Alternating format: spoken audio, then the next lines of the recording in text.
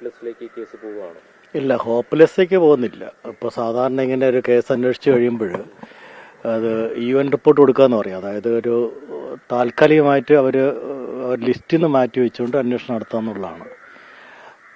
അങ്ങനെ നടത്തുന്ന കേസിൻ്റെ അന്വേഷണമാണ് അത് പറയുന്നത്.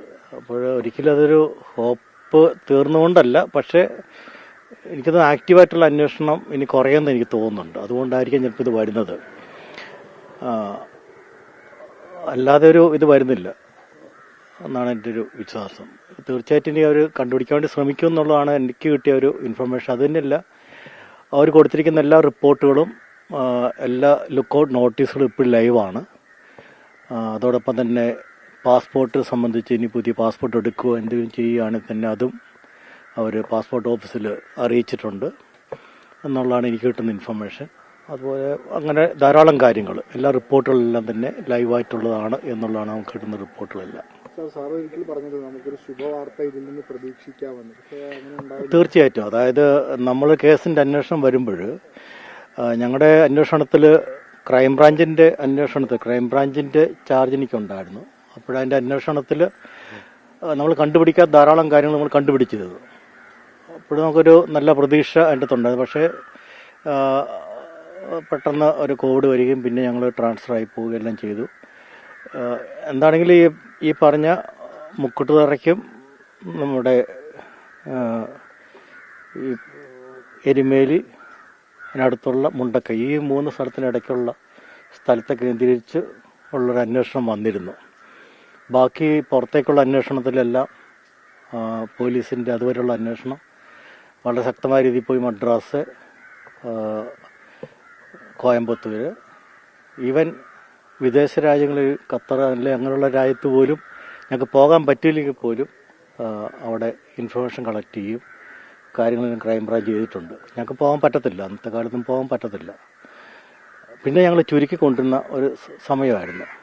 ഇപ്പോൾ കിട്ടാവുന്ന കുറേയധികം എവിഡൻസുകൾ, പോയ സമയങ്ങൾ, ഇപ്പം ഭാഗ്യത്തിന് അന്ന് ആദ്യത്തെ ഇൻവെസ്റ്റിഗേഷൻ ടീം മുഴുവൻ ഡാറ്റാസ് എടുത്ത് വെച്ചിരുന്നു. ഡാറ്റാസ് എന്ന് വെച്ചപ്പോൾ പറയുമ്പോൾ ടെലിഫോൺ കോൾസ് അതുപോലുള്ള മറ്റുള്ള ഡാറ്റാസ് കംപ്ലീറ്റ് വെച്ചിട്ടുണ്ട്. അതുകൊണ്ട് അതെല്ലാം അനലൈസ് ചെയ്തുകൊണ്ടും ഈ വാഹനത്തിൻ്റെ പോക്കും CCTV ദൃശ്യങ്ങളും എല്ലാം വെച്ചുകൊണ്ടാണ് കേസ് അന്വേഷണം നടത്തിയത്. അപ്പം അതുവരെ അന്വേഷിച്ച് കിട്ടാത്ത പല കാര്യങ്ങളും കണ്ടെത്തിയുണ്ട്. പക്ഷെ അതൊന്നും പുറത്തു പറയാൻ പറ്റത്തില്ല. അത് CD ഫയലിലുണ്ട്. ഇപ്പോഴും പറയാനായിട്ട് ബുദ്ധിമുട്ടുണ്ട്. ഇപ്പം CBI അത് ക്രൈംബ്രാഞ്ച് അന്വേഷിച്ചപ്പോഴും നല്ല അഭിപ്രായം പറഞ്ഞതുകൊണ്ടാണ് എനിക്ക് കിട്ടുന്ന അഭിപ്രായം. അതിനെ ഒരു തള്ളുകയോ അല്ലെങ്കിൽ അത് ഇതായി കളയുകയോ ഒന്നും ചെയ്തിട്ടില്ല. തീർച്ചയായിട്ടും അവർ അതിനെ ബേസ് കൊണ്ടാണ് തുടർന്ന് അന്വേഷണം നടത്തിയിട്ടുള്ളതും.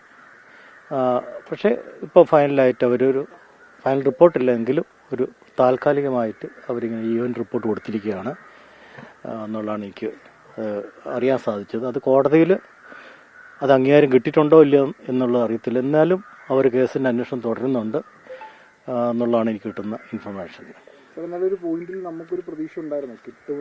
അല്ല, നമ്മുടെ കേസിൻ്റെ അന്വേഷണത്തിൽ പലപ്പോഴും നിങ്ങൾ മനസ്സിലാക്കേണ്ട കാര്യം, ഞങ്ങളൊക്കെ കേസ് അന്വേഷിക്കാൻ 10, 15, 20 വർഷം എടുത്തിട്ടാണ് പല കേസുകളും നമുക്ക് അന്വേഷിച്ച് കണ്ടുപിടിക്കാൻ പറ്റുന്നത്.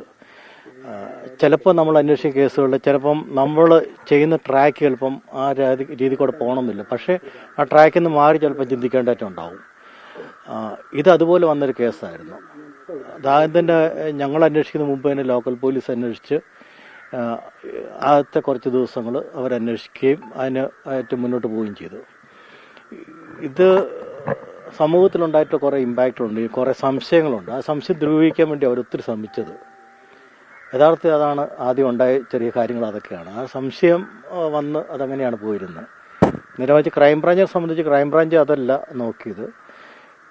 സംശയത്തെക്കാൾ ഉപരിയായിട്ട് ഇതിൻ്റെ സാധ്യതകളാണ് ഞങ്ങൾ പഠിച്ചത്. സാധ്യതകൾ പഠിച്ചപ്പോഴാണ് കുറേ അധികം കാര്യങ്ങൾ കിട്ടിയത്. എന്തുകൊണ്ട് ഇത് വരാനായിട്ട് ഇടയായി, എങ്ങനെയാണ് ഇത് പോകാനായിട്ട് വരുന്നത്, രാവിലെ എങ്ങനെയാണ് പോയിരുന്നത്, കുട്ടി പോയപ്പോഴുള്ള ആ കുട്ടിയുടെ ചെയ്തികൾ, അതെല്ലാം കൃത്യമായിട്ട് പഠനത്തിന് വിധേയമാക്കുകയും സ്വന്തക്കാരായിട്ടുള്ള ആൾക്കാരെ കണ്ടുവയ്ക്കുകയെല്ലാം ചെയ്തിരുന്നു. അപ്പം അങ്ങനെയാണത് മുന്നോട്ട് പോയിക്കൊണ്ട്. അപ്പം നല്ലൊരു പ്രതീക്ഷയുണ്ട്. പക്ഷേ ഇതിൻ്റെ അകത്ത് പല മീഡിയകളും റിപ്പോർട്ട് ചെയ്യുന്ന പോലെയുള്ള ഒരു കാര്യങ്ങൾ ഞങ്ങളുടെ സീനിയർ ഓഫീസർ ആരും പറഞ്ഞിട്ടില്ല. അതൊക്കെ അല്ലാതെ വന്നിട്ടുള്ള കാര്യങ്ങൾ തന്നെയാണത്.